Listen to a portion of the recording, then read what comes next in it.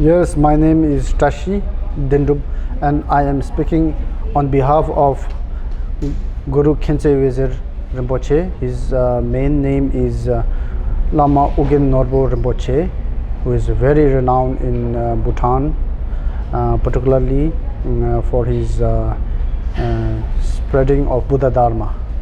So he had been suffering from kidney problem, multiple sclerosis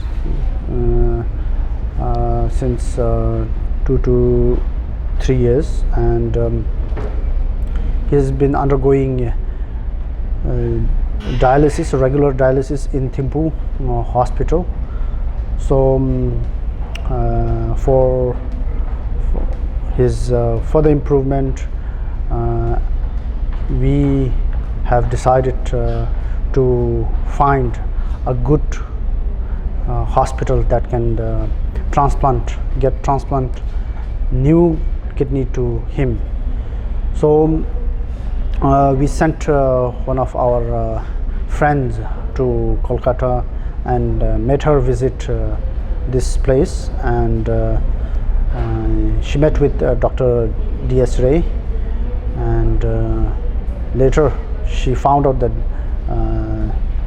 this hospital and doctor has a good track record of treating kidney problems. What I am going to tell you today is a story of a monk, a leader in one sect of Buddhism, very learned, enlightened person, who unfortunately had multiple medical problems. He had what we call neuromuscular dystrophy, that is kind of paralysis, especially of legs. He had enlarged spleen. He had polycystic kidney disease, where the kidney become very large and there are multiple cysts. He had diabetes, and he had advanced kidney failure requiring dialysis. Unfortunately for us, or for the medical profession, he went to number of countries, Singapore, Thailand, and number of hospitals in India, I will not name it. But nobody could offer him treatment. What he needed, a special care, treatment of all his ailments, and a good successful transplant. Finally he landed with us. We were moved by his problems, his pains. He was having breathing problem, not able to eat, not able to move, 3-4 people carrying him, and at the same time his brain was extremely active. He stayed with us for around 3 months, and he has taught lot of philosophy regarding Buddhism to me. I am indebted to him. We in the hospital kind of decided to help him out, and we went all the way to do that. Initially we evaluated, found his blood counts, platelet counts all very low, because he had a big spleen, probably because of some childhood infective disease. So we involved the hematologist, and his platelet counts, which actually prevents bleeding, it was so low we couldn't do anything initially. So we decided to take out his spleen. We did a surgery, took laparoscopic splenectomy and took the spleen out, post which he had improvement in the hemoglobin, his blood improved, he had improvement in his platelet count, he had improvement in his cells, and then we decided we will go for the next surgery after giving him a gap of around a couple of weeks. The next surgery was also difficult because his 2 kidneys were very huge, and he was so frail, so weak. We could not have done a very big surgery. Still we tried. We used laparoscope, took piece by piece kidney, took both the kidneys out, after which he felt very comfortable because his weight inside body had gone down because of removal of unnecessary non-functioning kidneys, and he felt better. At the same time, we found from the beginning that he had a immunological risk. That means his immunity is not good enough for a transplantation, which was the final plan of ours. For a transplantation, we need a kidney to be put, and we need the body to accept that kidney. But he had lot of antibodies against the new kidney or the donor's kidney. His donor was a doctor and was a disciple of his. So we worked on that.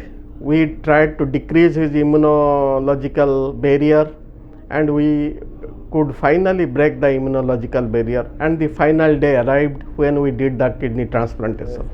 The journey was very good, and then the surgeons were very, very good, and they did a very superb job for transplanting new kidney in his body, and we very liked the services here, and the team over here, the expertise led by Dr. Shankar Ray, and we are very, very thankful for his care, love, and his profession. And by this, our Guruji is very, very strong and fit to go back home and into his place, so that he can benefit sentient beings through his teaching of Buddha Dharma. Post kidney transplantation, he had more or less smooth sailing, and now it is 3 months past transplantation. He is very fine. His breathing problem has gone. His hemoglobin has gone up to good level. He is able to eat. He is able to use his hand and eat. His neurological weakness in the lower limb has also improved. If you would have seen him earlier, before the surgeries, and now, there was a sea change. He was physically very better, much better. He was psychologically much better, and mentally he had been always good.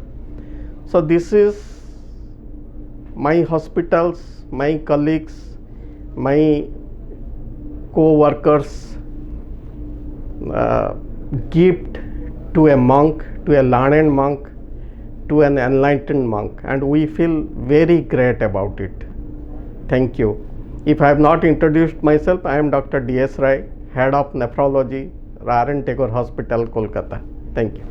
And I also thank Government of Bhutan and Government of India, and on top of that, the consulate, Royal Consulate teams out here in Kolkata, and international team of R N Tagore and Bhutan, hired by Bhutan. They have done a very, very incredible, thing for Guruji, and by this Guruji will go back strong, fit, and he will help sentient beings when he is back home, and we are very, very thankful for these teams.